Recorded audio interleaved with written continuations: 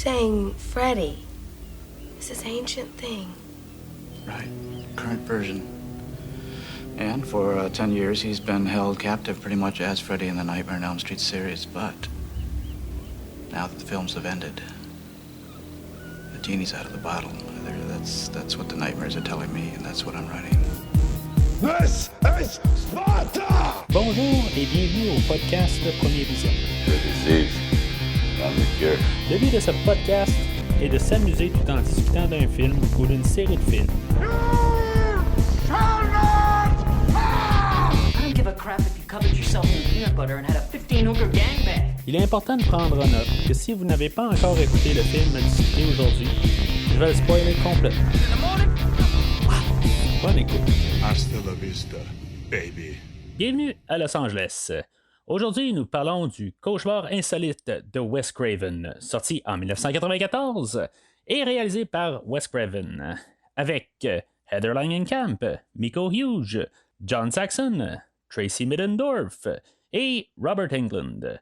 Je suis Mathieu et aujourd'hui, tu sais, depuis le début du podcast, je joue un rôle depuis le tout début. Puis aujourd'hui, ça va être juste, on va être comme en arrière de la caméra ou en arrière du podcast. Puis ça va être juste moi, Mathieu, qui va être là avec vous aujourd'hui. Alors, bienvenue dans cette rétrospective des slashers Jason et Freddy. On a pas mal terminé toute la première ère les séries respectives, dans le fond, de leur première lancée des années 80. La dernière fois ou la semaine passée, on a parlé de Jason va en enfer, qui était comme le début du nouvel ère ou quelque chose de différent qu'on avait eu dans les 8 premiers films. En gros, la différence avec Jason, pourquoi qu'on avait un gros changement, c'est parce que on avait vendu les droits d'utiliser le personnage de Jason Voorhees. Puis là, c'était New Line qui avait approprié le personnage. Fait que c'est eux autres qui continuaient en guillemets les aventures de Jason. Mais si on a eu cette genre de bizarrerie qu'on a parlé la semaine passée, si on a eu ça, qui n'était pas tout à fait un film traditionnel de Vendredi 13, ça l'excuse pas qu'est-ce que c'était. Mais pourquoi qu'on a eu un film de même et qu'on n'a pas eu Freddy contre Jason qui était déjà dans les plans? C'est à cause du film d'aujourd'hui. Aujourd'hui, on a Wes Craven qui revient à la barre de réalisation pour continuer dans les films de A Nightmare on Elm Street. Que lui, il n'y avait pas eu vraiment d'implication depuis le premier film. Oui, il avait pitché des idées au troisième film. Mais en gros, je pense que ça avait été pas mal réécrit ces affaires. Il avait comme toujours été un petit peu.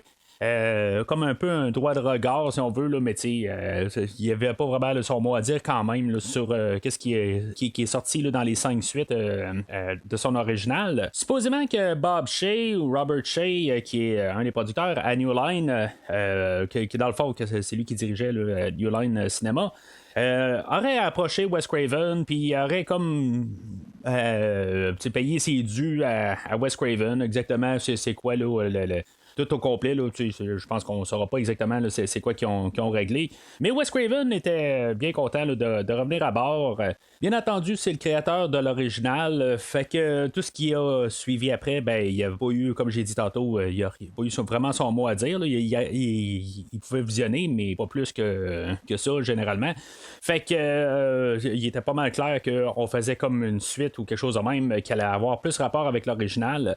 Puis c'est ça pour Wes Craven. Ça fait un peu le même genre d'endroit où ce qu'on avait eu Jason va en enfer, où ce qu'on avait eu Sean Cunningham qui était revenu, que lui avait fait l'original comme producteur. Mais tu sais, l'original de Vendredi 13, c'était lui le réalisateur, mais il était juste comme producteur dans Jason va en enfer.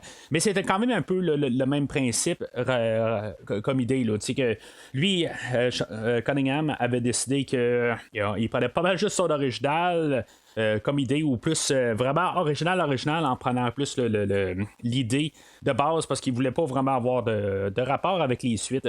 Fait que ça va être un peu une réaction à ça aujourd'hui. Mais il faut pas oublier qu'en 94, on était, le film est sorti en 94, mais quand le film de Jason va en enfer, qui est sorti en 93, la production sur le film d'aujourd'hui, avait déjà comme commencé, tout ça. Fait que, c'est toutes les réactions, on va l'avoir, mais en même temps, on essaye de juste jouer avec ça aussi. Là, on avait pu comme se dire, il y a des bonnes idées là, avec Jason va en enfer, rendu à cette étape-là. Mais on n'avait peut-être pas pu encore regarder les répercussions à long terme, qu'est-ce que Jason va en enfer a fait dans le fond, comme le côté négatif là, que ça a frappé sur la franchise. Fait que ça va pas eu le temps de rentrer, là, c'est où est-ce que je veux en venir. Juste avant de continuer, dans le fond, si vous êtes nouveau au podcast, rendez-vous sur premiervisionnement.com où ce que vous allez pouvoir trouver toute la rétrospective, dans le fond, là, depuis le début. Tous les films là, de chaque franchise là, qui ont passé avant. On commence à achever pas mal là, la franchise. Là, dans le fond, il reste le film de Freddy contre Jason que je vais couvrir.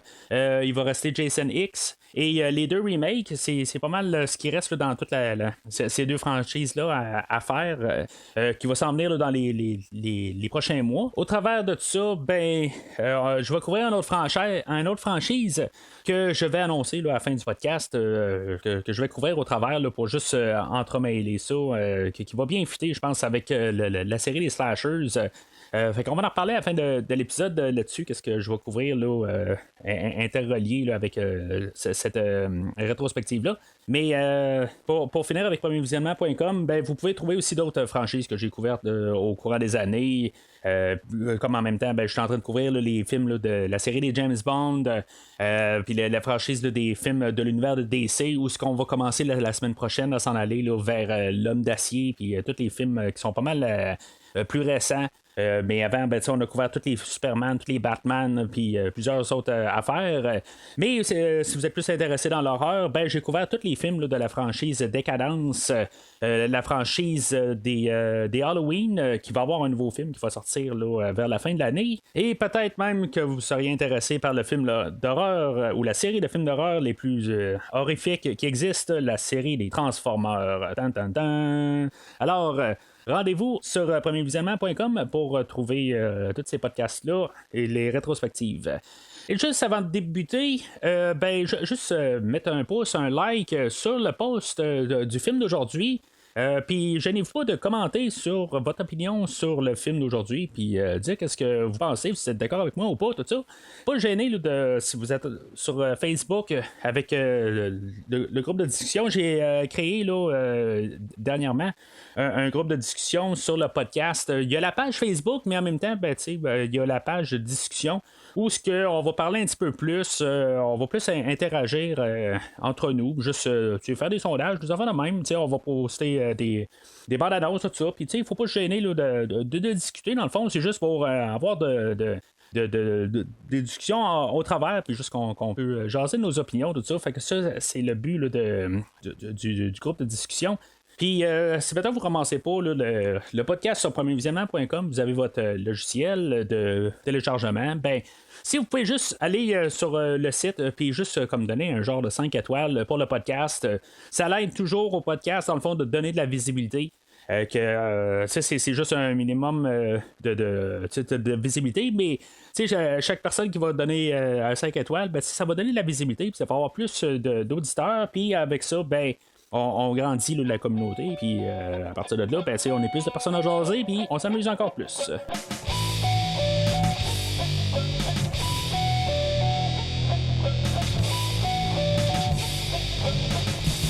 Alors, le film d'aujourd'hui, quand même intéressant comme concept. On va décider que quand même les 6 films de la franchise ont existé, puis c'est quelque chose de totalement à part, que dans le fond, ces films-là, on va comme aller au niveau supérieur, que ce film-là va se passer là, dans guillemets la réalité d'aujourd'hui, d'aujourd'hui en 94, on s'entend. Dans le concept lui-même, c'est pas important vraiment d'avoir vu les 6 films précédemment. Ça l'aide d'avoir vu le film original de 84. On est le 10e anniversaire, dans le fond, de ce film-là. C'est quelque chose aussi qu'il faut se rendre compte. Fait que on va faire beaucoup d'hommages au film de 84. Fait que ça l'aide beaucoup d'avoir vu le film original. Mais si on l'a pas vu, ben c'est pas vraiment grave en bout de ligne. L'important, c'est qu'on sache c'est qui Freddy Krueger. Puis à partir de là, on va pouvoir partir comme dans un vrai monde, puis juste se dire que c'était quelque chose dans des films, tout ça. Puis on n'a pas besoin de voir ce qui était là, dans les autres films. C'est quand même un concept là, qui est quand même assez intéressant. C'est sûr qu'on va faire un petit peu des clins d'œil à les suites, ou qu'est-ce que Freddy est devenu là, dans les films. Mais ultimement, ce qu'on veut accomplir, c'est de ramener Freddy d'une manière, parce qu'on l'a tué dans le dernier film. Je crois pas vraiment à ce que Wes Craven va dire là, dans le documentaire là, de Never Sleep Again, là, que j'arrête pas de parler là, dans toute la franchise. Il y a un documentaire, dans le fond, que je suis sur chaque franchise, que j'avais déjà vu auparavant là, mais je le réécoute là, par section à chaque fois là, pour rembarquer là, dans la rétrospective d'aujourd'hui. Là. Mais c'est ça, le documentaire de Never Sleep Again, toujours, c'est quelque chose d'indispensable. Si, mettons, vous aimez la franchise de The Nightmare on Elm Street, quelque chose de vraiment plaisant à écouter. Pareil pour le Crystal Lake Memories, un film documentaire là, de quelque chose comme une dizaine d'heures. Quand on l'écoute au total, là, c'est vraiment complet là, comme documentaire. Il y a même un livre techniquement qui est basé dessus, là, mais qui est encore plus gros. Là. En tout cas, j'avais lu le livre, puis après ça, j'ai vu le documentaire. Ils ont créé le documentaire par la suite. Là. Mais quelque chose qui est vraiment là, indispensable là, pour les fans là, de Vendredi 13 et de Nightmare on Elm Street. Mais en tout cas, dans ces documentaires-là, Wes Craven va dire qu'il a écouté là, les 6 films de Freddy, puis à quelque part, il savait pas où il allait s'en aller à partir de là, parce qu'il a un côté créatif, tout avait été pas mal dit du Freddy version film, fait qu'il est parti dans un autre côté. Puis c'est quand même, je pense, la bonne manière de partir, puis de, tu sais, comme pas détruire ce qu'on a fait là, dans les 6 films. Ça vaut-tu la peine de détruire ça? Ça, c'est un autre débat, puis du coup, j'en ai parlé là, dans les 6 derniers podcasts sur la franchise de The Nightmare on Elm Street. Mais si c'était la fin de Freddy au dernier film, ce film-là va servir de ramener le créateur et de juste comme clôturer là, la globalité. On a Wes Craven au début, puis on a Wes Craven à la fin.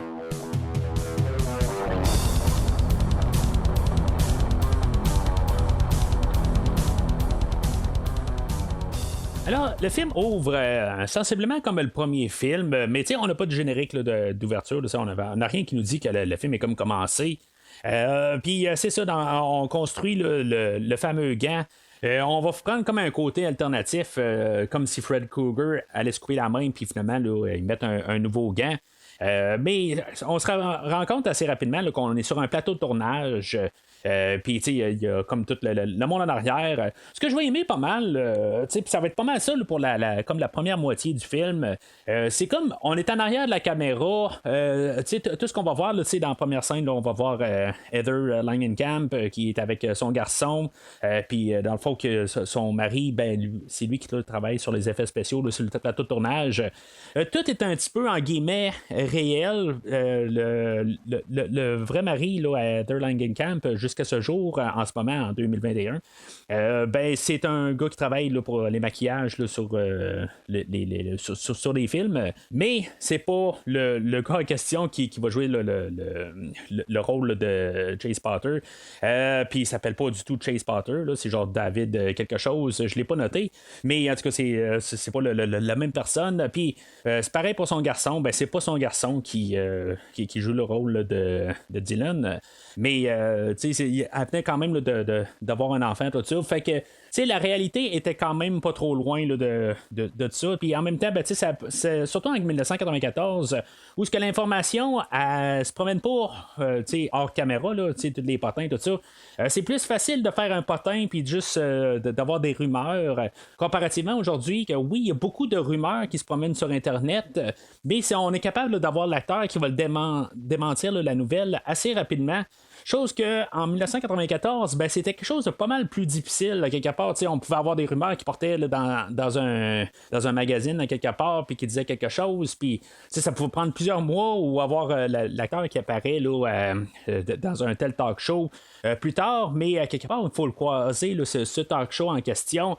C'est pas aussi facile là, qu'aujourd'hui, que quelque part, ben, on les écrit, là, on les Twitter, les Facebook, les Instagram, tout ça, où ce que les acteurs peuvent arriver puis juste démentir des affaires assez rapidement. Mais tout ça pour dire que finalement, ben, elle, ça touchait quand même un peu sa réalité.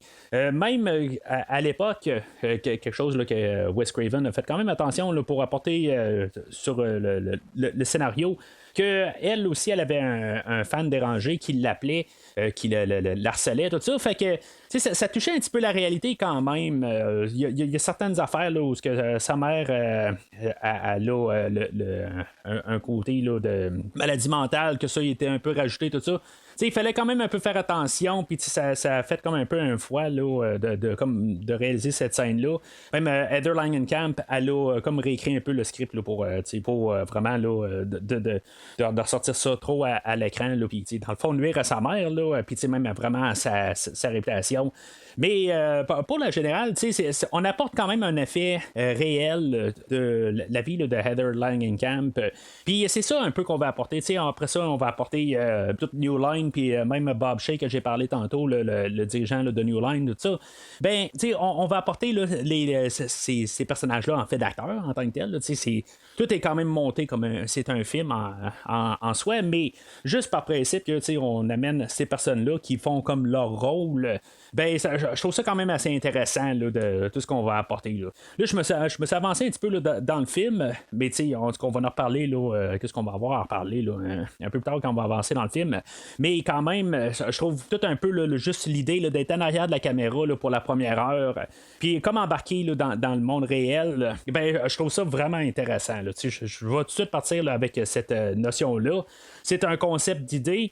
Là, après ça, ben, c'est ça. Je vais embarquer là, sur un peu là, les idées là, que peut-être qu'ils vont me frotter un petit peu là, bizarrement quand même. Là. Parce qu'il va y avoir quand même là, des incohérences dans le film. Je vais y pointer. Là, il y en a peut-être que j'ai passé à côté ou qu'au courant des années, ben, le film m'a quand même. J'ai eu mes réponses un peu, peut-être en réécoutant. Mais en tout cas, il y a des choses là, que, surtout là, vers la fin, là, qu'il y a des choses qui ne marchent pas. On essaie juste de rajouter des affaires. Puis même Wes Craven, il va avoir des bouts où il va essayer là, d'embarquer dans son concept, mais même lui aussi, là, il va se piéger dans son propre concept, des choses qui ne marcheront pas. Mais en tout cas, c'est des choses qu'on va parler là, dans la prochaine demi-heure, 3/4 d'heure. Alors, on est, c'est ça, sur le plateau de tournage, on en revient tout au début du film. Fait que on va voir l'introduction là, de la petite famille à Heather, tout ça, puis comment ça se déroule. Puis, dans le fond, le gars va se mettre à attaquer tout seul, tout ça. C'est à comprendre pourquoi que Heather, elle voit la mort là, de les deux manutentionnaires de la pluie là, qui du gant, tout ça. Je sais pas exactement là, pourquoi qu'elle les voit. Peut-être que c'est comme une genre de réflexion de qu'est-ce qui s'est passé, tout ça. C'est là un peu aussi l'idée que Freddy, il peut tuer du monde, mais qui là, eux autres sont morts dans leur rêve, mais pourquoi il peut pas tuer Heather quand même? C'est ça qui marche pas tout à fait là, comme concept. Que oui, Freddy a besoin de elle pour revenir, c'est ce qu'on va apprendre un peu plus tard dans le film, mais pourquoi il est capable de tuer des gens en partant? On veut rajouter là, tout de suite des meurtres. Mais c'est ça, d'un côté, ça marche pas tout à fait quand on se met à y penser. Encore une fois, si on se met en 1994, qu'on l'écoute au cinéma ou on l'écoute en vidéocassette, on va l'écouter une fois, mais c'est comme pas tout le temps autant accessible de juste rembobiner le film puis revenir.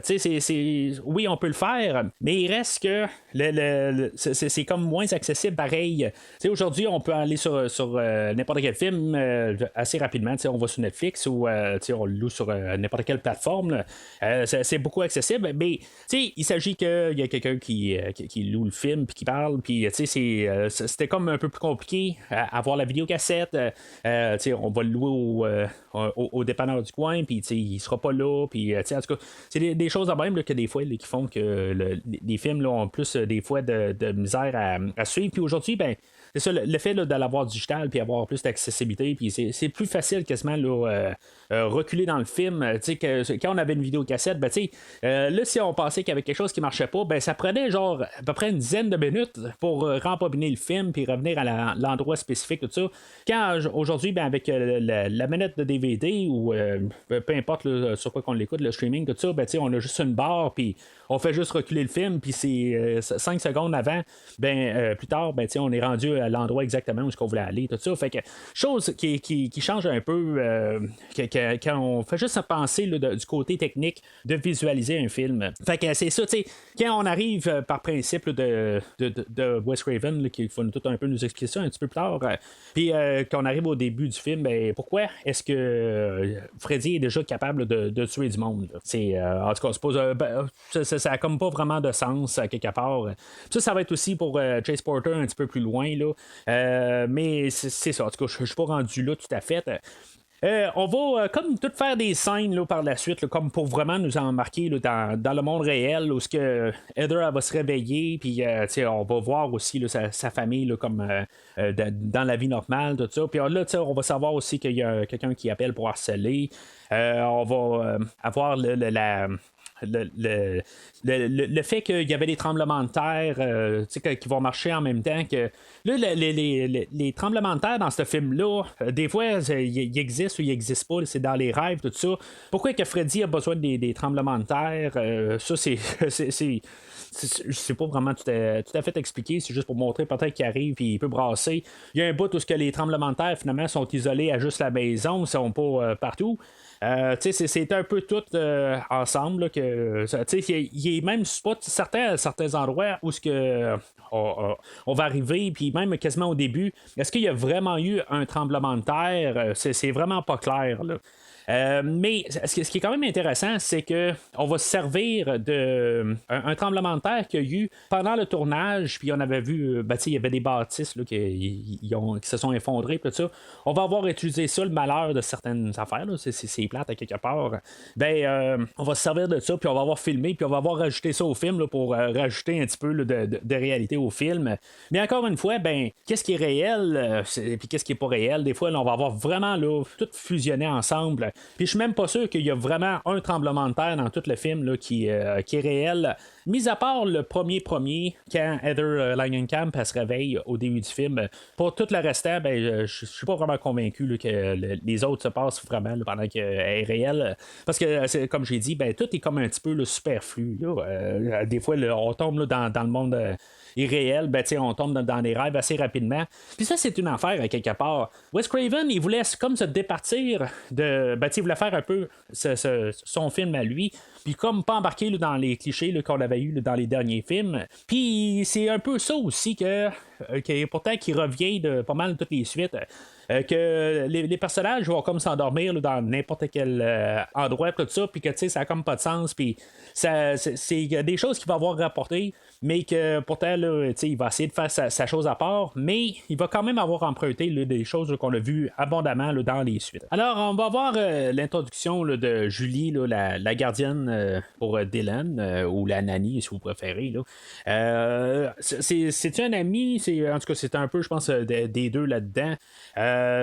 J'ai comme tout le temps pensé là, que c'était un personnage là, autrefois là, une fois que j'étais familier avec la série, mais que j'avais pas accès à tout les films comme que j'ai aujourd'hui.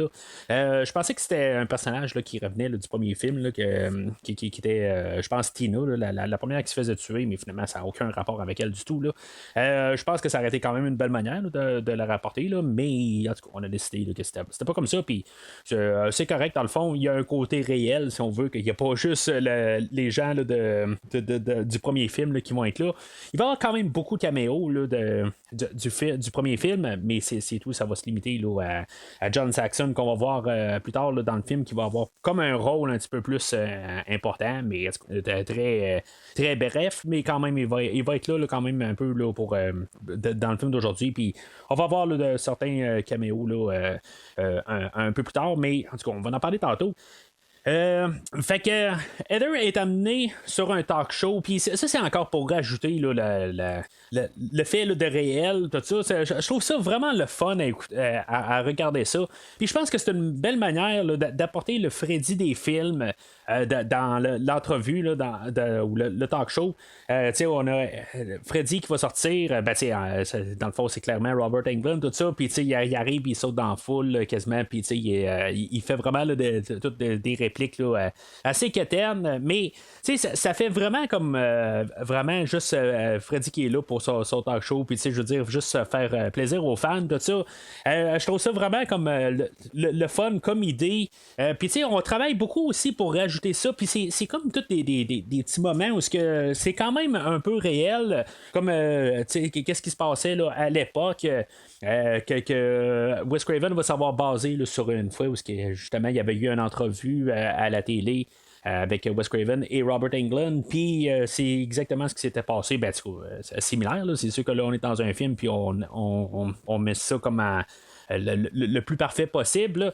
Mais quand même c'était un peu pas mal là, représentatif là, de qu'est-ce qui se passait, puis même qu'est-ce qui se passerait aujourd'hui aussi, là, ça changerait pas, mais je trouve ça quand même en fait de film, qu'est-ce qu'on nous apporte avec ça, puis même après ça Heather qui va partir chez New Line, puis on va voir Bob Shea, comme j'ai parlé tantôt, tout ça, il va commencer à nous parler là, de l'approcher pour un nouveau film, puis tout ça. Puis que Wes Craven a commencé à écrire déjà, puis avec Heather Langenkamp comme personnage dans son script, tout ça. Tout ça ensemble, je trouve ça quand même le fun. C'est sûr que on est rendu quand même à 20-25 minutes là, dans le film. Là, le film a quand même beaucoup là, de travailler là, sur nous embarquer dans cet univers-là. Mais je pense que c'est bien important de nous ancrer dans cet univers-là, que à quelque part, ça semble quasiment comme un genre de documentaire. Mais on voit juste pas les entrevues là, comme qu'on voit dans un documentaire, mais c'est vraiment la sensation que ça fait. Puis je trouve ça vraiment, j'embarque vraiment là, dans tout ce concept-là là, dans le début du film. Là, c'est là où on commence à embarquer aussi un peu plus là, de surnaturel là, tranquillement. On avait embarqué là, un peu au début où on avait là, les appels là, de Freddy là, pendant que Heather était tout seul à la maison avec son garçon, puis elle attendait là, après la limousine, tout ça. On avait rajouté un peu là, ces éléments-là, mais c'est juste des petites affaires là, qu'on nous a qu'on nous a apporté, tout ça. Mais là, tranquillement, là, le film commence à prendre sa place. Mais pour nous avoir créé l'univers au début, là, la première demi-heure, je trouve ça vraiment là, bien fait. Là. Je trouve que le concept embarque très bien. Là où j'ai peut-être un petit peu de misère à embarquer, c'est la logique de Heather à partir de là. On a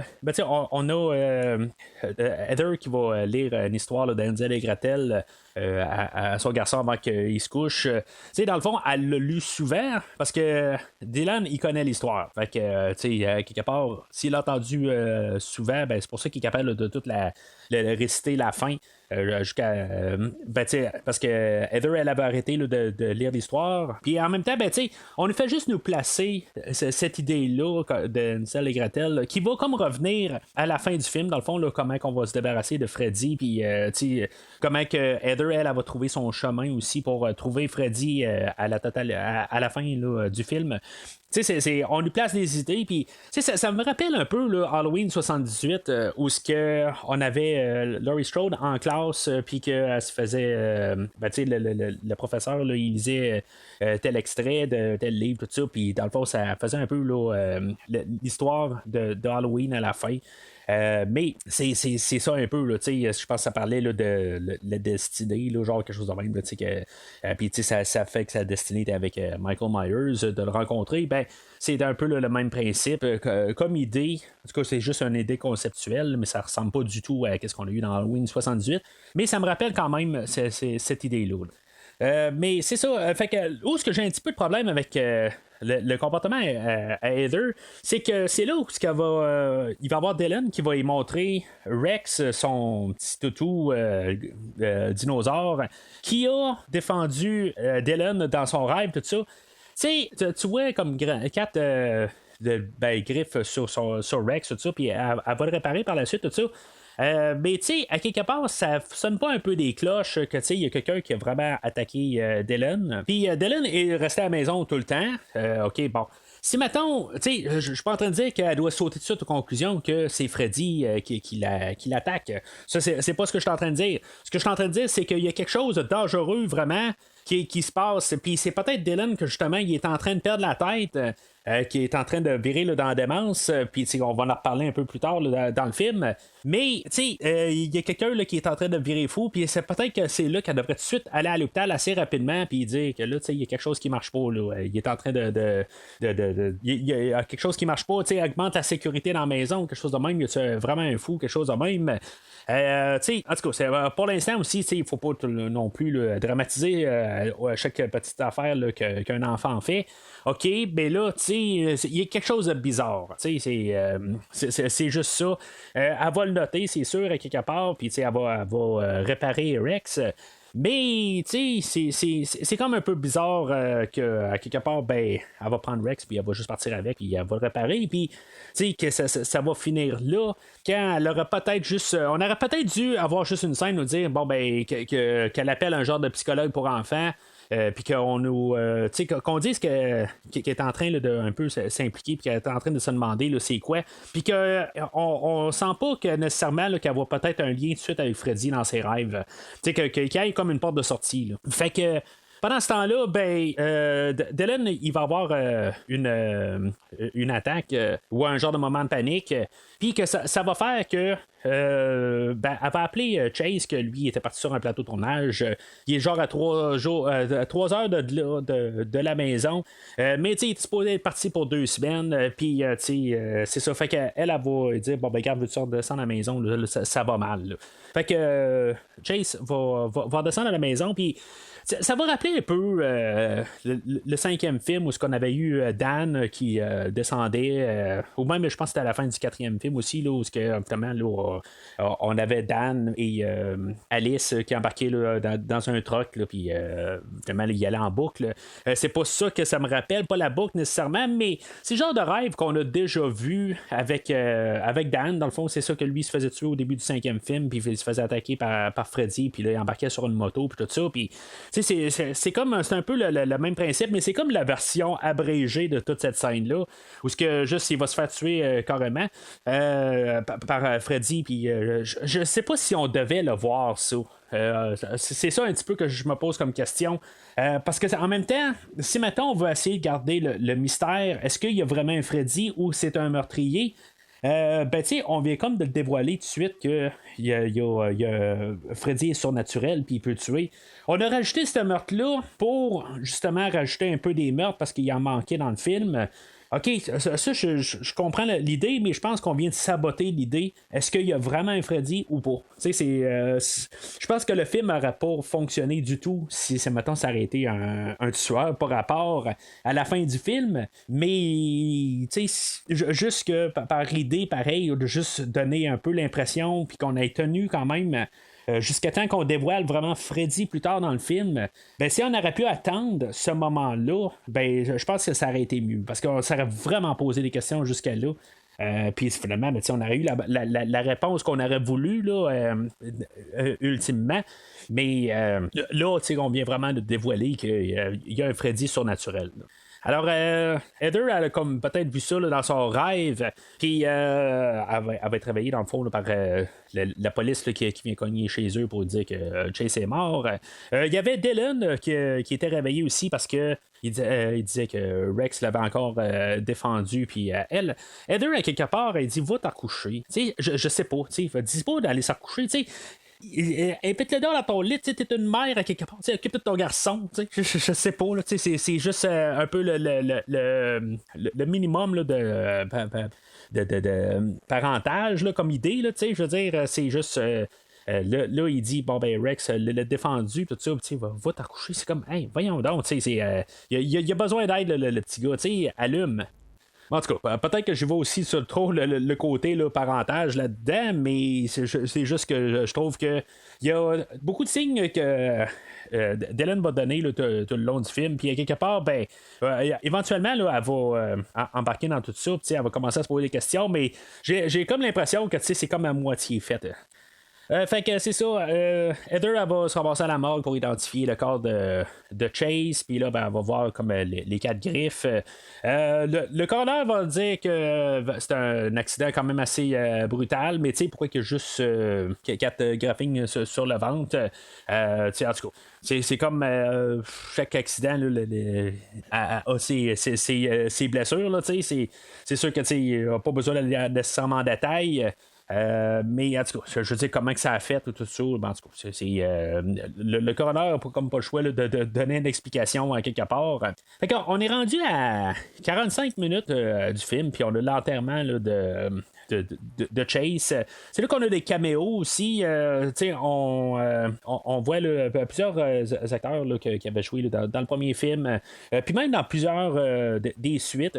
Je pense que c'est vraiment juste des clins d'œil à quelque part. On va pas vraiment là, faire la mention. Là, on a genre Tuesday Night qui est là, qui avait repris le rôle là, de Patricia Arquette là, dans le 4e film. En tout cas, on en voit une couple. Puis je veux dire, c'est quand même le fun à quelque part. On fait comme un peu célébrer peut-être d'un côté là, les 10 années là, de Nightmare on Elm Street. Je trouve ça quand même le fun comme idée. Mais on les incorpore pas là, dans l'histoire. C'est un petit peu la manière, là, par contre, qu'on va entrer dans l'histoire. John Saxon, qui jouait le père à Heather Langenkamp dans le film original. Là. Fait que c'est correct à quelque part. C'était une porte d'entrée. Puis mais c'est ça, c'est juste le seul acteur dans les caméos que finalement c'est pas nécessairement un caméo, mais c'est quasiment ça pareil, là, parce qu'il sera pas là beaucoup dans le film. Mais c'est ça, je trouve que c'était juste une belle manière d'apporter ça. Puis là, ben, c'est ça, il y a une scène où on est à l'enterrement, puis finalement, ben, Heather elle va s'endormir, puis finalement, elle va voir son garçon était aspiré dans la tombe. Il y a une genre de scène similaire là, dans Freddy Cat où on avait Alice, puis il y avait son frère là, qui était là, dans la tombe qui sortait tout ça, mais c'est comme c'était pas aussi extrême là, que qu'est-ce qu'on a là, mais c'est quand même quelque chose qui me rappelle ça qu'on avait eu dans la franchise. Je sais pas si c'était volontaire, par contre, de Wes Craven. Puis, tu sais, si c'est volontaire d'un côté, je trouve que c'est quand même bien de juste avoir des petites idées qui rappellent un peu la franchise. Je vais dire, c'est même honorable de Wes Craven, quelque part, de juste arriver avec ces idées-là, puis pas arriver puis dire, bon, ben, vraiment, là, les 5 suites, je veux rien savoir, puis faire aucun clin d'œil du tout.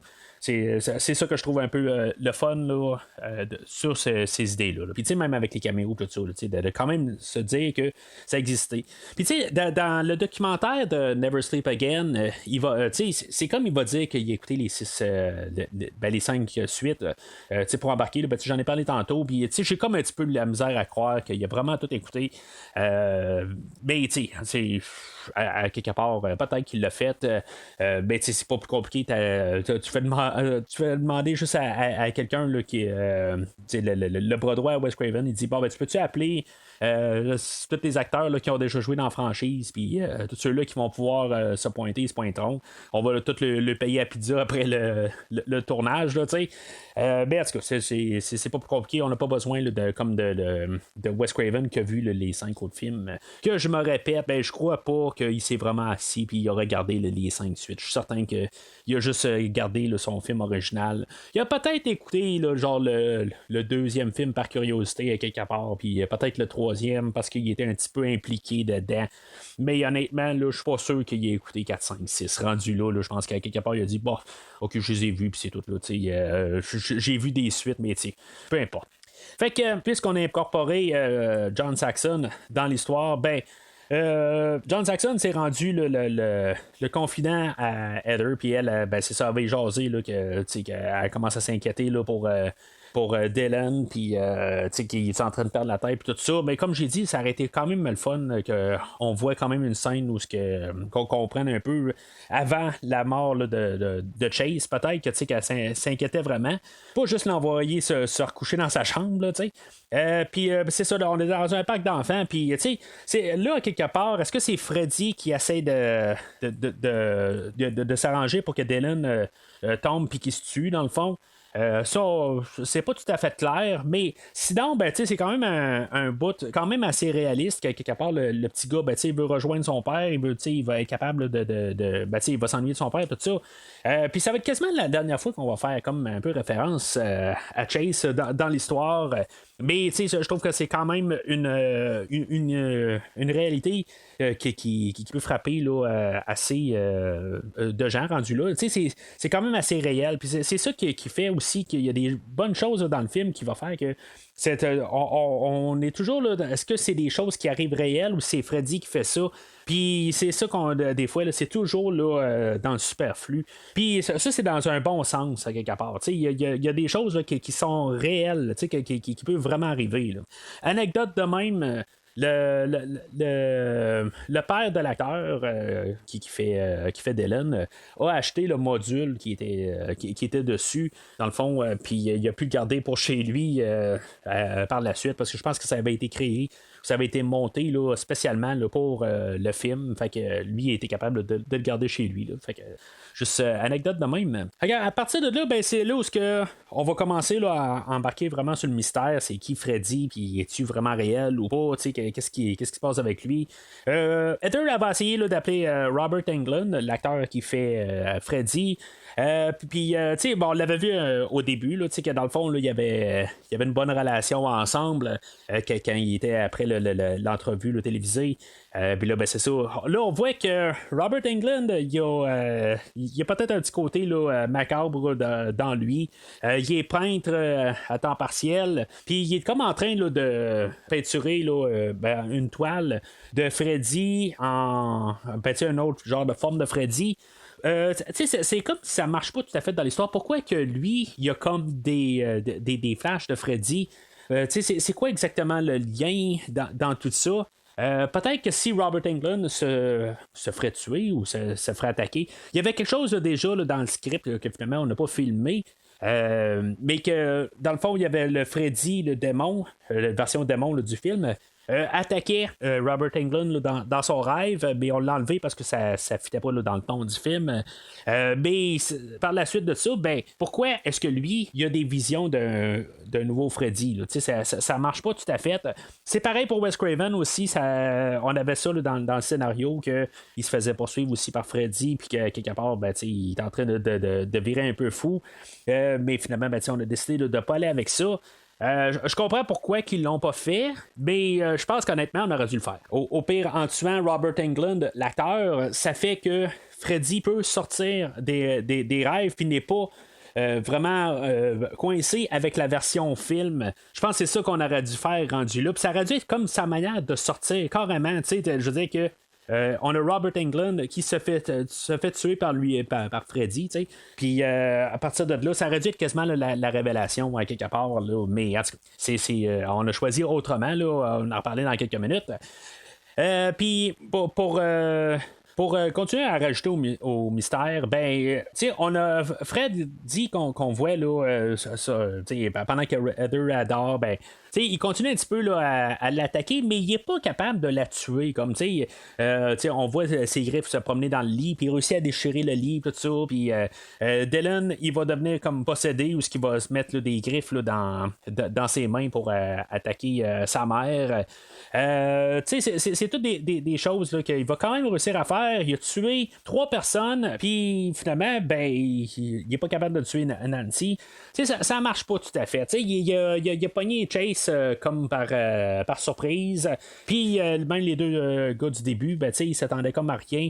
C'est comme à quelque part, tu veux-tu la tuer ou tu veux pas la tuer? C'est peut-être le clin d'œil à la franchise, à quelque part, où est-ce que la fille principale, ben, on niaise avant de la tuer quand on pourrait juste arriver puis juste sortir de nulle part. Surtout que c'est elle qui est la barrière, supposément, pour le sortir. Ben, pourquoi qu'il y a tue pas le plus rapidement possible? Mais tu sais, même ça, cette histoire-là, là, ça ne marche pas à quelque part parce qu'il va sortir là, pour la fin du film aussi. Là. Alors, on a vu un peu plus tôt dans le film que Fred...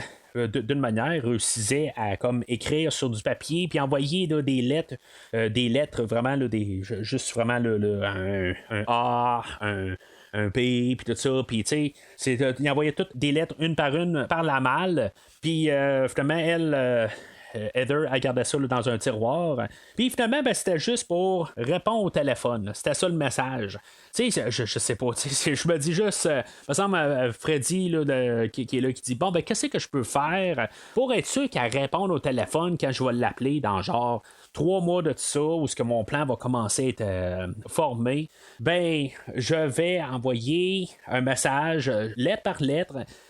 Par la malle, et qui dit de répondre au téléphone. T'sais, en tout cas, je trouve que c'est juste un petit peu nono, là, mais quand elle va répondre au téléphone, on va avoir le clin d'œil au premier film où il va avoir la langue qui va sortir du téléphone.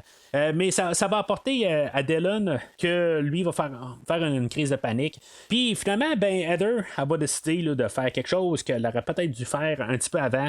Ben, elle va envoyer Dylan à l'hôpital. Je sais pas si tu dois l'envoyer à l'hôpital général rendu là. Ben, pour sa crise, ok. Peut-être qu'elle aurait dû l'envoyer là, voir un psychologue pour enfants avant, là, mais en tout cas. Là, à l'hôpital, ils vont donner des pilules, puis Dylan, lui, va avoir comme un peu l'idée de pas avaler la pilule puis la mettre sur son lit.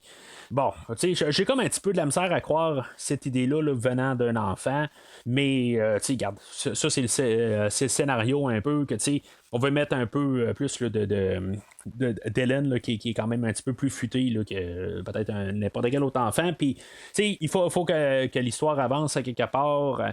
Juste montrer qu'il est un petit peu à l'avant-garde. Puis dans le fond, plus tard dans le film, là, ça va amener là, à ce que.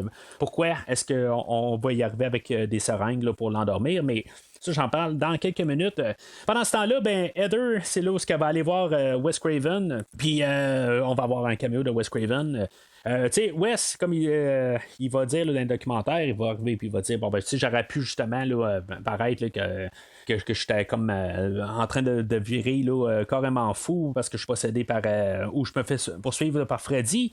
Mais finalement, ben, il a décidé là, de juste avoir l'air là, du gros millionnaire là, dans sa grande maison avec sa piscine là, de 100 pieds, là, tout ça. Puis honnêtement, je suis correct avec la vision des choses. Il a de l'air pareil, un peu péteux de brou rendu là, mais c'est correct. Je veux dire, il veut bien paraître, je pense, là, sur sa franchise à quelque part. Bon, je vais lui donner la note de passage pour son idée, là, mais à quelque part, j'aurais quand même aimé ça. De voir ce côté-là du personnage qui est torturé par Freddy là, dans ses rêves, tout ça. C'est là où Wes va arriver avec l'idée que dans le fond, c'est un démon qui était emprisonné dans les rêves, dans le fond, par sa vision de les films. Il a comme transféré quelque chose qu'il y avait dans ses rêves, puis en faisant le premier film, ben le personnage ou ce démon-là est enfermé dans un univers cinématographique. Le problème, c'est que quand on est arrivé au 6e film puis qu'on a tué Freddy, ben il tombe que le démon doit trouver une nouvelle place à aller. Puis c'est pour ça que là, il essaie de ressortir au vrai monde. C'est pour ça que si, mettons, on fait un 7e film, ben, on va être capable de le emprisonner dans le monde des films. T'sais, dans le fond, c'était un peu là, l'analogie du film, mais c'est ça un peu le principe du film. C'est qu'à quelque part, Freddy, il est autre, il est plus que juste l'icône du film. Puis à quelque part, ben, il faut faire autre chose là, pour le emprisonner dans les films. Cette scène-là va terminer que avec un plan qu'on voit comme le script écrit sur l'ordinateur, puis dans le fond, c'est la scène qu'on vient de voir, puis on peut la relire. Ça, je ne l'aurais pas mis. Honnêtement, je trouve que ça. On aurait dû garder un peu le mystère. C'est sûr que là, on va comme tout le mystère va comme un peu se dévoiler là, par la suite, parce qu'on va avoir Freddy qui va apparaître là, dans la prochaine scène. Mais c'est sûr que c'est un concept qui est quand même, si on recule en 1994, on n'avait pas Scream encore. Scream, je pense que ça allait arriver là, il y a 2 années plus tard. Mais juste en fait concept de réalité tout ça, oui, c'est peut-être que ça peut un peu expliquer tout ça, mais j'ai comme trouvé que on n'aurait pas dû voir ça à ce moment-là. Vers la fin du film, où on a vraiment le script en papier, je pense que c'est là que ça aurait dû être gardé. Là, c'est comme le fait là, d'avoir mis ça à l'écran. Je pense qu'on l'avait compris quand même là, on n'est pas nono, mais en se replaçant peut-être en 1994, je pense que ça peut aider un peu les gens à comprendre le film. Le film essaie d'être compliqué quand même, où il essaie de vraiment embarquer là, toutes des choses, puis d'être assez intelligent là, dans sa mentalité, mais quelque part aussi il n'est pas si compliqué que ça.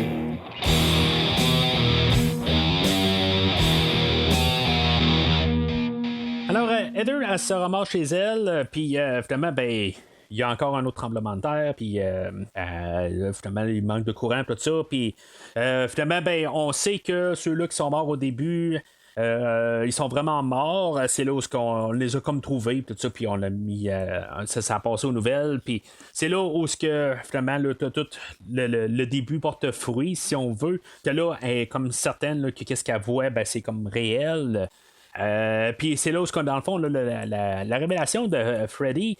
Là, pour Freddy, qui a comme tout changé de look, même plus tard, on va le voir avec un manteau long, puis c'est pas exactement, je pense, le même chapeau. Son gilet qu'il a, qui est plus vert et rouge, il fait pas nécessairement plus Noël, mais c'est vraiment un petit peu. C'est vraiment différent là, comme look. Avec le manteau long, j'ai pas trop de problème avec. Par contre, avec son gilet puis le vert, je trouve pas que c'est un bon vert qui sort bien à l'écran, honnêtement. Je pense qu'il se marie pas bien avec le rouge, tout ça. C'est juste une question d'apparence. Puis, le Freddy qu'on a, il est pas brûlé, dans le fond. Il est plus comme, on dirait qu'il manque des morceaux de peau dans le visage. Pour le général, j'ai pas trop de problème avec sa nouvelle apparence. Peut-être que son gant ou sa main griffée, dans le fond, qui est rendu maintenant avec un pouce, il n'y a pas juste 4 griffes, il y a 5 griffes. Je sais pas pour son look, à quelque part, c'est juste comme vraiment juste des os, tout ça, puis on dirait qu'on voit juste des tubes passer, dans le fond, qui est plus peut-être électronique, quelque chose de même. En tout cas, il paraît plus cheap, rendu là. Fait que je sais pas, je pense que je m'ennuie peut-être un peu où il aurait dû mettre un autre texture, peut-être, plus mettre de sang ou quelque chose de même. Je sais pas, parce que là, les os sont comme bien visibles.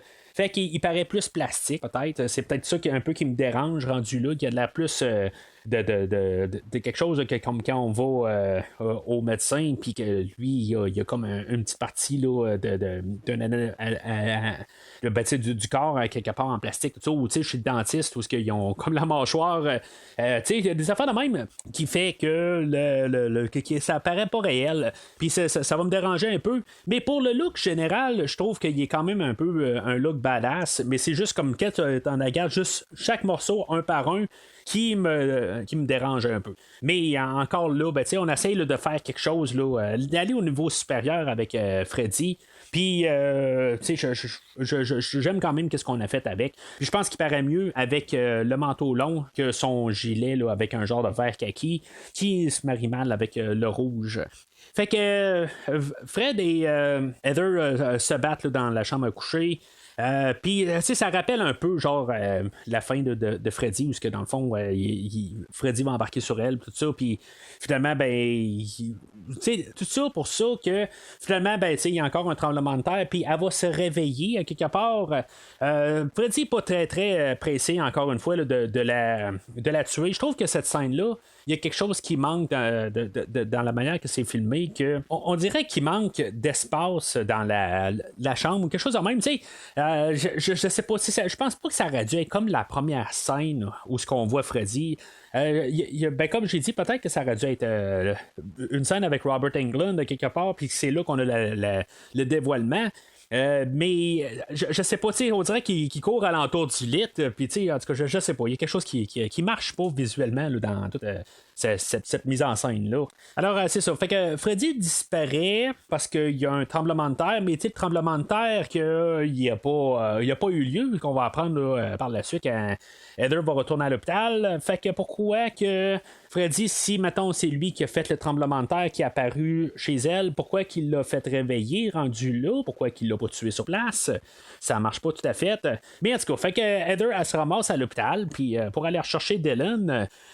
Puis c'est là où Julie qu'on a vu au début du film, on l'a vu un peu pendant le film, là, mais elle était là quand même là, pour essayer de voir Dylan. Puis on va refuser à la mère de l'enfant de voir son garçon. On va juste comme dire les visites ne sont pas permises, mais c'est sa mère. C'est pas n'importe qui à quelque part. Je veux dire, tu vas à l'hôpital, puis si t'es la mère de l'enfant, il t'empêche pas de voir l'enfant. C'est un enfant de bas âge, puis mais en tout cas, ça marche pas. Puis je suis pas mal sûr qu'en 1994, c'était la même chose. Là. Tu peux pas empêcher une mère d'aller voir son enfant parce qu'il est mineur en tant que tel. Fait que ça marche pas juste comme idée. Mais tu sais, ils vont comme un peu s'enclairer d'un côté aussi, parce que l'infirmière va comme poser des questions. C'est pas qu'il l'empêche d'un côté, mais tu sais, lui, l'infirmière, elle, le docteur Hefner, qu'elle va empêcher là, de passer, mais elle va poser des questions à Heather, puis voir si, mettons, il n'y a pas un problème qui va plus loin là, qu'est-ce qu'il y a, là, juste ces crises, que dans le fond, s'il n'est pas comme traumatisé par les films, tout ça. Bon, ok, je trouve que c'est l'écriture simple, à quelque part, là, tu sais. Oui, tu peux être traumatisé par un film, tout ça, mais tu sais, de là, tu te faire un film, ok, peut-être que moi, je veux dire, j'ai commencé à écouter ces films-là, j'avais à peu près 5 ans, puis je suis pas devenu un. En tout cas, c'est sûr, c'est ça que je dis. Est-ce que je suis pas, ça vous ne savez pas, puis je vais pas vous le dire. Mais en tout cas, moi, pour l'instant, en tant que tel, je me sens comme quelqu'un de bien normal, puis que j'ai pas eu à tuer quelqu'un, puis j'ai pas eu des mauvais. J'ai eu des cauchemars, oui, mais je veux dire, à quelque part, je n'étais pas instable. Puis ça m'a pas fait de moi un tueur en série, puis tout ça, mais en tout cas. C'est ce que je dis. Mais en tout cas. Fait que pendant ce temps-là, Dylan qui était réveillé puis qui dormait pas finalement, parce qu'il n'a pas pris les pilules, on va distraire Julie qui a réussi à aller voir Dylan finalement. On va la distraire, puis finalement, on va donner une piqûre à Dylan pour qu'il s'endorme. Vraiment, il savent même pas qu'il est somnambule, mais on va le piquer directement pour, peut-être qu'il y a des réactions allergiques, tout ça, chose qu'on ne sait pas. Je sais pas, quelque part, pourquoi qu'ils font ça. Puis, ça sent le consentement de la mère, tout ça, ils font ça pour question scénario, ils veulent qu'il s'endort. Mais quelque chose qui ne marche pas avec le concept de Wes Craven. Julie, c'est pas elle qui s'est faite piquer, c'est Dylan. Puis, dans le fond, dans l'hallucination à Dylan, il va y avoir Freddy qui va apparaître en arrière d'elle, puis qui va tuer Julie. Je comprends que c'est comme une scène qui est supposée être un petit peu touchante, parce que, elle va se faire tuer, tout ça, puis avoir, lui va voir ça, puis, je veux dire, ça va l'attrister un peu, tout ça. Ok, ça, je peux comprendre un peu cette idée-là, mais par le concept du film, ça ne marche pas. Parce que depuis le début, on voit que Freddy, quand même, lui, il va juste s'attaquer comme dans les autres films, dans le fond. il va s'attaquer à une personne qui s'est endormie, mais elle s'est pas endormie, c'est juste Dylan, puis ça marche pas à quelque part. Par principe, de ce que je peux comprendre du concept de Wes Craven, c'est que peut-être après ça, il va pouvoir au pire tuer sans que les gens une fois que tu es Heather Langenkamp, il va pouvoir par la suite apparaître sans avoir les gens qui sont dans leur rêve. Mais là, par idée, il n'y a pas eu de transformation nécessaire. Il n'y a pas eu de choses qui fait qu'il peut tuer les gens qui sont pas dans les rêves. Fait que ça marche pas du tout, là. Ça fait quand même un rappel au premier film où dans le fond on avait filmé là, sur une scène là, qui peut tourner là, de tous les sens, puis qu'on a pu filmer là, puis là, c'est pour ça que Julie se ramasse au plafond, puis on avait juste comme viré la caméra de bord où la scène avait viré totalement, tout ça. Concept là, qu'on avait vu quelques fois aussi là, dans le film. C'est quand même c'est le fun toujours voir ça. On va rajouter un petit peu plus là, de technologie à quelque part, en disant la technologie s'est améliorée, puis on peut comme surimposer le Dylan qui est du bon sens de la caméra, puis que dans le fond Julie est au plafond, tout ça, on peut surimposer les deux images, puis le rendu est super bien là, mais c'est vraiment comme un hommage au premier film.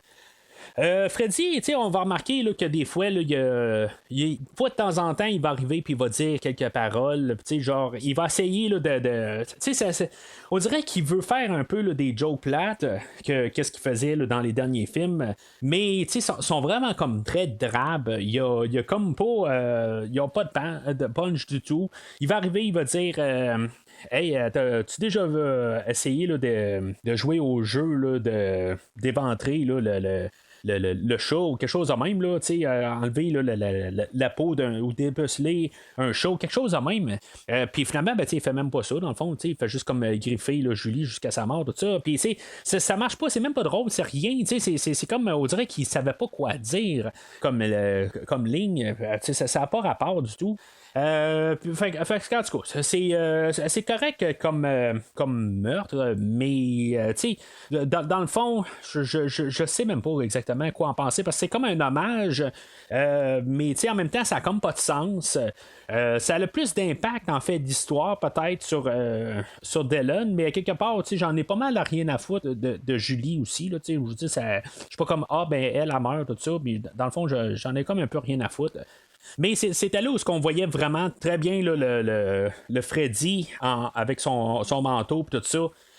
Puis, je veux dire, c'est ça que je veux plus retenir de cette scène-là. Alors, Dylan qui est somnambule, mais qui est à moitié pas somnambule, que dans le fond, il va crier après, une fois que cette scène-là elle termine, il va vouloir aller chercher Rex chez lui, puis, il dort-tu, il dort pas, il est comme semi-conscient. Je sais pas exactement qu'est-ce que toutes les caractéristiques là, du somnambulisme là, fait que c'est peut-être que c'est réel.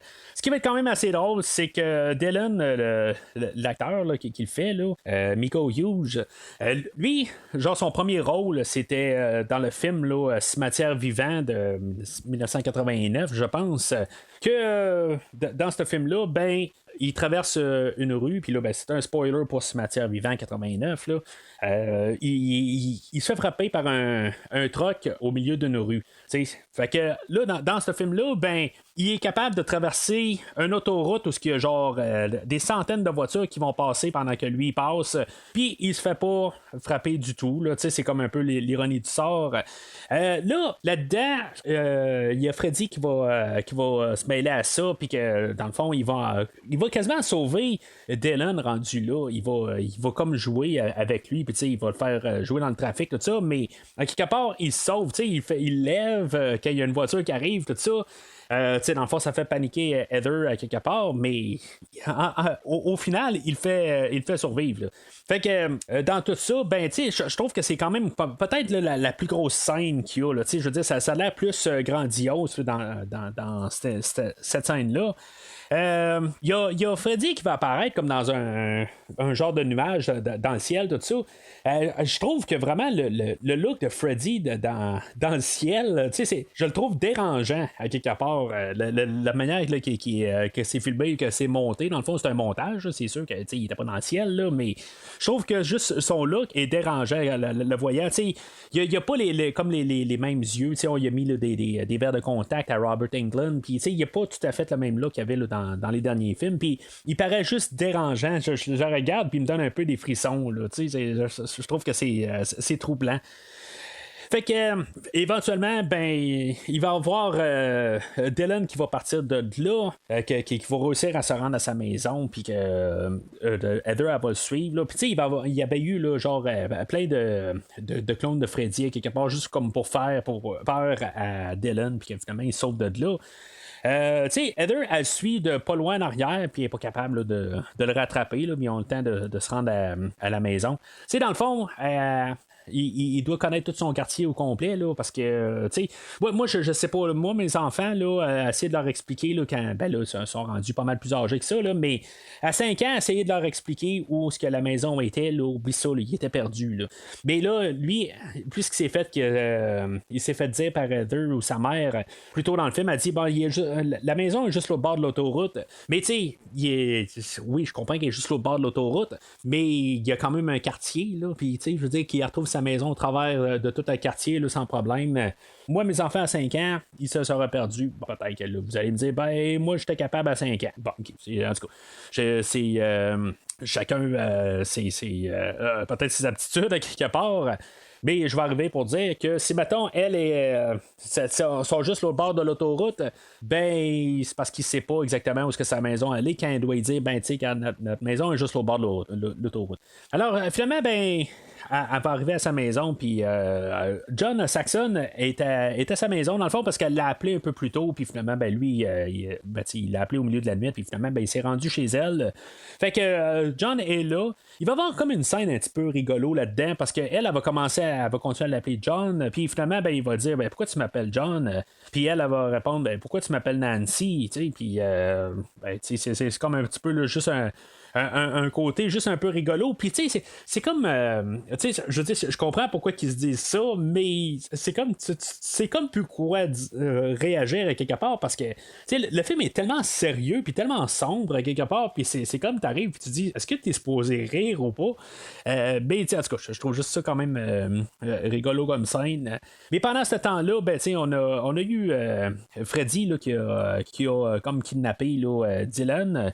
Puis, on se ramasse comme un peu là, dans un genre d'épilogue du premier film, à quelque part. C'est vraiment comme le rematch du premier film, où ce que Heather, là, finalement, une fois que John Saxon, qui est devenu tout d'un coup là, le lieutenant Thompson, son père du premier film, ben, puis est rendu habillé pareil comme il était là, à la fin du premier film, ben, elle va se retourner de bord, puis il y a la maison là, sur Elm Street, là, au 1428 Elm Street. La porte est bleue, comme dans le premier film, pas comme dans les suites, là, où ce était devenu rouge. Là. En tout cas, c'est correct. C'est comme un rappel au premier film, fait qu'il faut qu'elle soit comme dans le premier film. Fait qu'elle va ramasser les pilules que Dylan avait gardées sur lui. Finalement, ils n'avaient pas gardé sous son lit. Ben, il va faire un chemin jusqu'à son lit. Puis finalement, ben, elle va suivre les pilules. Puis elle va rentrer là, dans le lit. Puis finalement, au bout de son lit, ben, c'est un genre de tunnel là, qui amène au repère là, du démon Freddy.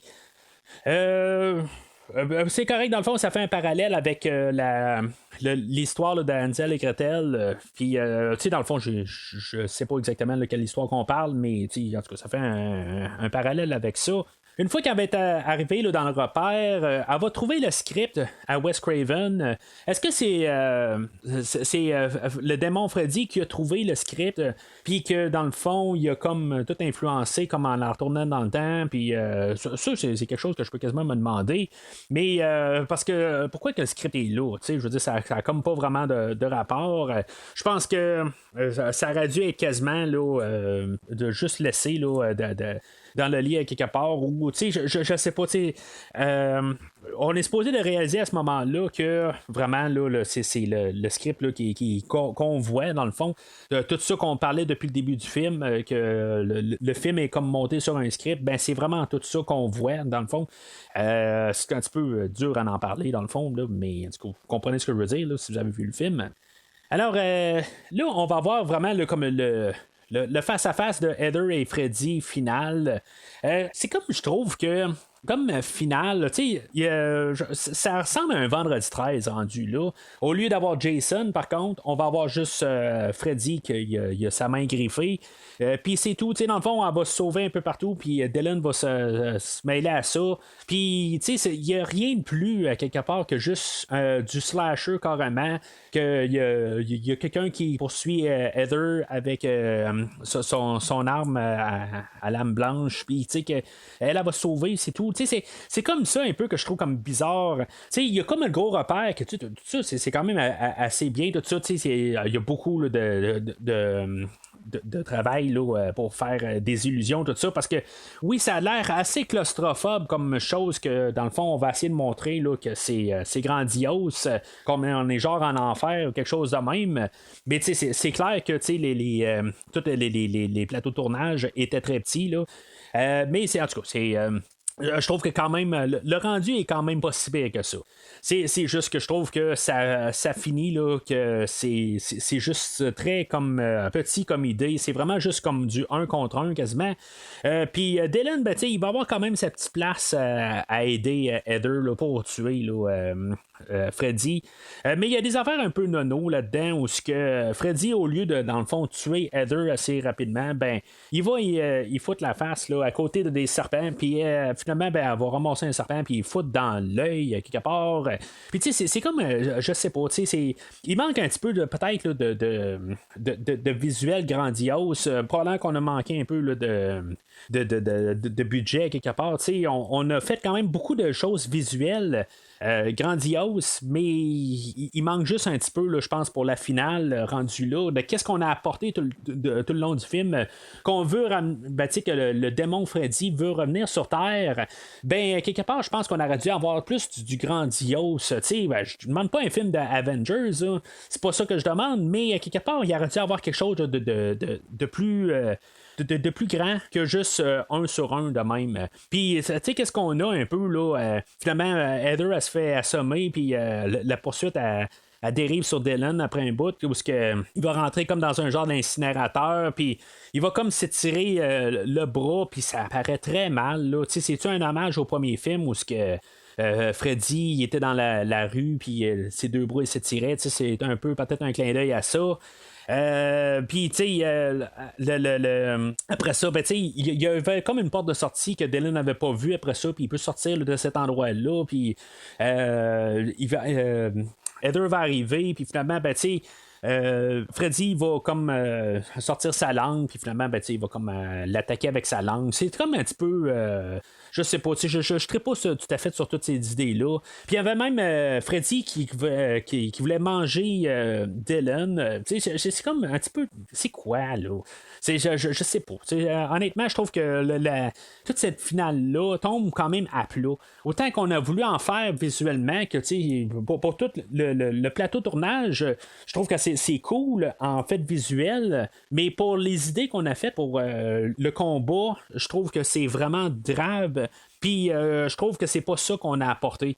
Rendu là, on aurait dû quasiment finir à l'autoroute. Alors finalement, ben Freddy va terminer juste brûlé dans l'incinérateur, peut-être faire en parallèle avec ce qui s'est passé là, dans les films, que ça finit de même. C'est encore une fois, c'est très drabe. Puis finalement, il va comme Heather et son garçon vont être éjectés du rêve.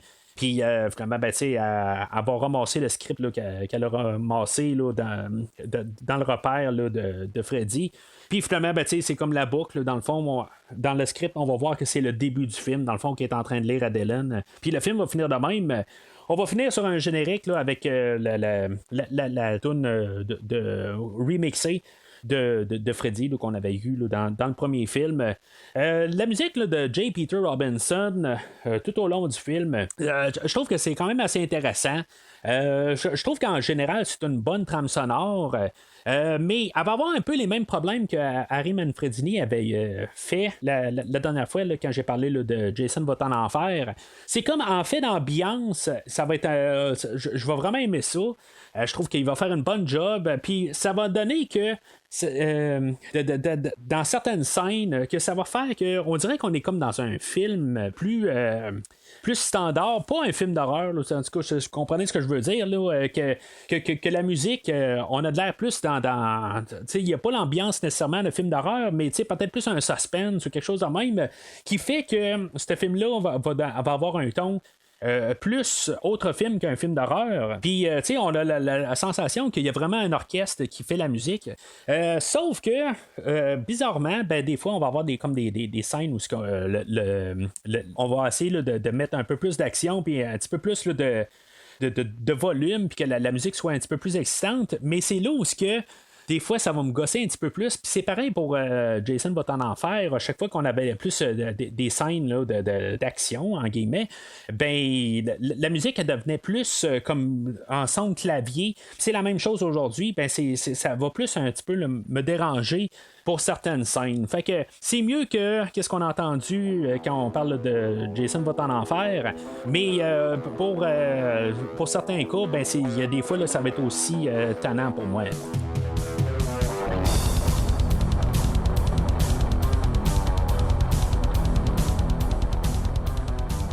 Alors, en conclusion, c'est un film que le concept, là, il est quand même intéressant. Pour faire comme dernier film là, de la franchise, c'est comme un peu là, l'épilogue aux 6 premiers films. Puis, dans le fond, pour clôturer, je trouve que le concept est vraiment intelligent. L'histoire, c'est ça. Il y a des choses là, qui ne marchent pas dans le concept. Je pense que même Wes Craven, à quelque part, il s'est perdu là-dedans. C'est pas un concept qui est très dur à comprendre, puis il n'aura pas pu être contourné. On en a parlé pendant le concept, pendant le podcast. Il y a des choses là, qu'on aurait pu juste un petit peu manier différemment, puis on aurait eu sensiblement le même résultat, puis ça serait tenu. À quelque part, on aurait pu avoir Julie qui s'endorme, puis finalement, qu'elle meurt. Des affaires de même, juste c'est simple à corriger. Mais, genre une chambre à gaz ou quelque chose de même, là, je sais pas, là, je veux dire, une chambre à gaz dans un hôpital, là, ok, c'est beau, ça n'a pas rapport, mais, il y a une manière de contourner facilement, là. Mais c'est ça, le film, c'est ça. Le concept est intéressant, mais le scénario, c'est ça. En général, il est correct. C'est juste, le film, il dure quand même 1h50, il est quand même assez long. Mais toute la première heure embarqué dedans le côté documentaire ou le semblant là, d'être dans le monde réel, le fait d'être comme en arrière de la caméra. Je trouve ça vraiment le fun comme première heure. Là, c'est ça la deuxième heure où on essaye d'embarquer un concept puis on sait pas exactement. On dirait qu'on ne comprend pas nous-mêmes le concept. Je veux dire, comme Wes Craven, là, qui on dirait que d'un côté, là, il sait plus. Là, il essaie d'amener son concept, mais je pense qu'il comprend pas à 100%. C'est là où des fois, là, c'est un petit peu. Il se perd là-dedans, puis le film un peu se perd aussi. Je dis que la deuxième heure, c'est là où c'est un petit peu plus long. Je sens vraiment la longueur. La première heure du film, là, elle passe vraiment assez rapide. À chaque fois que je l'écoute, je veux dire, je me rends pas compte de ça. Mais c'est tout le temps la deuxième heure où ce que je trouve que c'est redondant. Il y a des choses là, qu'on avait vues depuis le début, puis que on nous le martèle encore. C'est vraiment un petit peu plus dur là, la deuxième heure. Ce film-là, je vais lui donner un jaune. Dans le fond, on va juste pas. C'est pas un mauvais film. Ça reste quand même un film que dans la franchise. Puis, je pense que j'ai donné un vert genre au quatrième film. Mais c'est un film que je vais respecter beaucoup plus que le quatrième film. Mais si mettons là, pour l'instant, pour la franchise en tant que telle, le premier film, le troisième film, puis même le deuxième film, je pense qu'ils sont importants à la franchise. On peut avoir pas mal tout dans les 3 premiers films. Puis je trouve que celui-là d'aujourd'hui va bien avec. Mais c'est comme quelque part, on essaye quelque chose, ça colle à moitié. Mais c'est ça, c'est pas mauvais. C'est juste que c'est un film qui est peut-être un petit peu trop long. Puis la deuxième moitié, là, ben, elle drague. Ça l'avance pas, ça piétine sur place. Puis, on voit qu'on a manqué un petit peu là, de direction, hein, quelque part. Puis, c'est un petit peu là, la faute à Wes Craven rendu là, que, dans le fond, peut-être qu'il est arrivé, puis il a dit, bon, ben, je vais coller le morceau, puis, je vais faire sortir là, la franchise, là. Du bon pied, mieux que qu'est-ce que le sixième film avait fait. Ce film-là, là, il a fait beaucoup moins là, que la fin de Freddy. Puis, on est quand même 3 ans là, après le dernier film. Mais, dans le fond, en point de vue, le critique, il a été beaucoup mieux reçu. Mais il a fait juste 20 millions comparativement à 35 millions sur le film de Freddy 6. Moi-même, ce film-là, je savais même pas qu'il était sorti. C'est juste comme par hasard que je suis tombé au club Vidéotron là, dans mon coin, puis je suis tombé sur ce film-là, puis j'ai dit c'est quoi, c'est un remake, c'est un film hommage, c'est quoi exactement, puis tout ça, puis je l'ai loué, puis finalement je me suis rendu compte que c'était le 7e film que j'avais aucunement entendu parler, puis je me dis ben ça doit avoir un peu rapport aussi là, aux gens qui n'ont pas entendu parler, puis pour eux autres, ben dans le fond le 6e film c'était le dernier, puis il a manqué un peu de marketing, peut-être c'est juste au Canada, je sais pas, mais il a manqué de marketing là, pour le dernier film. Pourtant il aurait dû avoir un plus gros marketing sur le fait que on ramenait Wes Craven, tout ça. Mais en tout cas, je sais pas exactement là, pourquoi que je l'ai échappé. Pas que je serais allé voir plus au cinéma, mais peut-être que j'aurais essayé rendu là. À cette époque-là, comme j'ai dit la dernière fois, là, j'avais essayé là, d'aller voir là, Jason va en enfer sans succès, mais peut-être qu'un an plus tard, j'aurais pu peut-être avoir un peu les négociations pour dire on n'est pas allé voir Jason va en enfer la dernière fois, peut-être qu'on pourra aller voir ce film-là à la place, là, peut-être que ça aurait mieux marché. Mais c'est ça, comme j'ai dit, ce film-là, c'est juste comme par hasard que je l'ai vu en allant où ce que je louais là, mes films à l'époque. Puis je l'ai loué tout de suite. Dans le fond, là, ça n'a pas été vraiment une hésitation. Là, c'est comme je l'ai loué en partant, mais il manquait quelque part de marketing. Alors, c'est pas mal tout pour aujourd'hui. Prochaine fois qu'on va parler là, de la rétrospective des slashers, on va revenir avec Jason X, qui est, dans le fond, le dernier film où on aurait peut-être eu Freddy contre Jason la dernière fois, on a reporté le Freddy contre Jason parce que Wes Craven est en train de faire le film d'aujourd'hui, mais on va se ramasser quasiment 10 ans plus tard, 7-8 ans, là, le film de Jason X a été reporté d'un an, puis tout il est resté là, sur les étalages pendant un bout avant qu'on le sorte finalement, mais en tout cas, ça on va en reparler là, quand on va parler là, de Jason X. Mais entre-temps, c'est ça.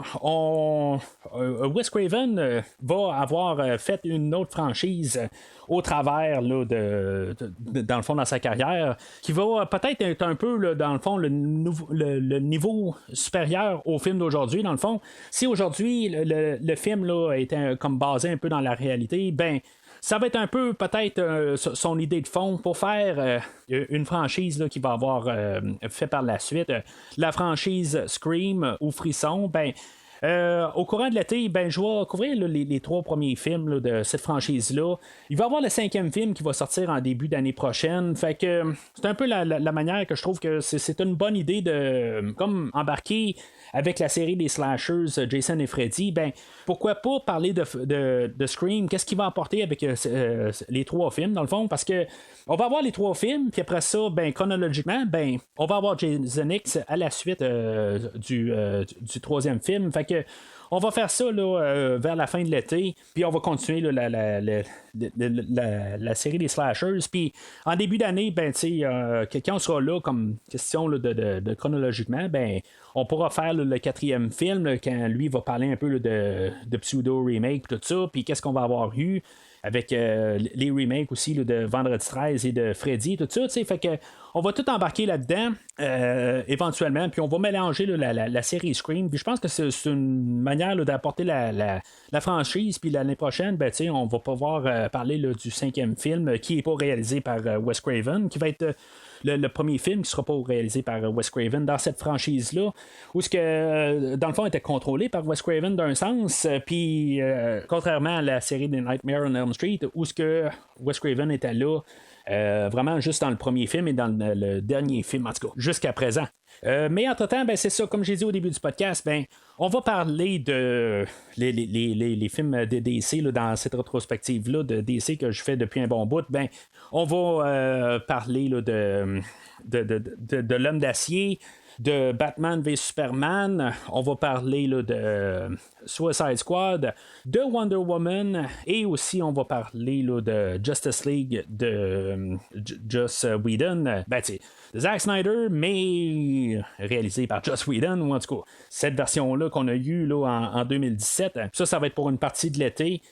Puis finalement, c'est ça, on va faire la série Scream, puis après ça, on va être rendu à peu près au mois de septembre, où on va continuer un peu là, avec le DC, tout ça.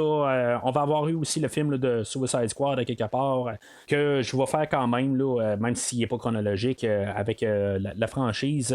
Je vais essayer de le couvrir quand même au courant de l'été. Mais c'est ça, tu sais, dans le fond... Fait que je vous souhaite un bel été, bien sûr. Dans le post que vous pouvez trouver là, sur Facebook, tout ça, gênez-vous pas là, comme j'ai dit un peu plus tôt, gênez-vous pas de dire vos opinions sur le film d'aujourd'hui. Est-ce que dans le fond il mérite un verre ou c'est vraiment pas écoutable totalement? Gênez-vous pas de donner votre opinion. Dans le fond, plus on en parle, plus c'est le fun. Puis comme j'ai dit, n'oubliez pas de suivre Premier Visionnement sur Facebook et Twitter. Puis en même temps, embarquez là, sur notre groupe de discussion, puis qu'on peut plus discuter là, des films ou d'autres franchises, n'importe quoi, qui n'a pas tout le temps nécessairement rapport avec le film là, que je discute présentement. Alors, d'ici le prochain épisode, 1, 2, je m'appelle Mathieu, 3, 4, je m'en vais avec ma grosse face.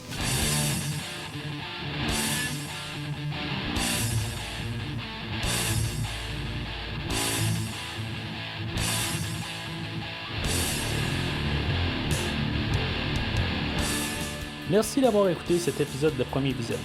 J'espère que vous vous êtes bien amusés. Revenez-nous prochainement pour un nouveau podcast sur un nouveau film. Les opinions qui se sont dites sont les miennes et ont pour but de mieux comprendre le film et ou trouver un sujet de discussion et non de servir comme version officielle ou définitive du film discuté ici. N'oubliez pas de suivre la page Facebook de Premier Visionnement pour être informé de nouveaux podcasts. Vous pouvez écouter Premier Visionnement sur plusieurs plateformes, dont Spotify, YouTube et Stitcher. Merci et au prochain épisode.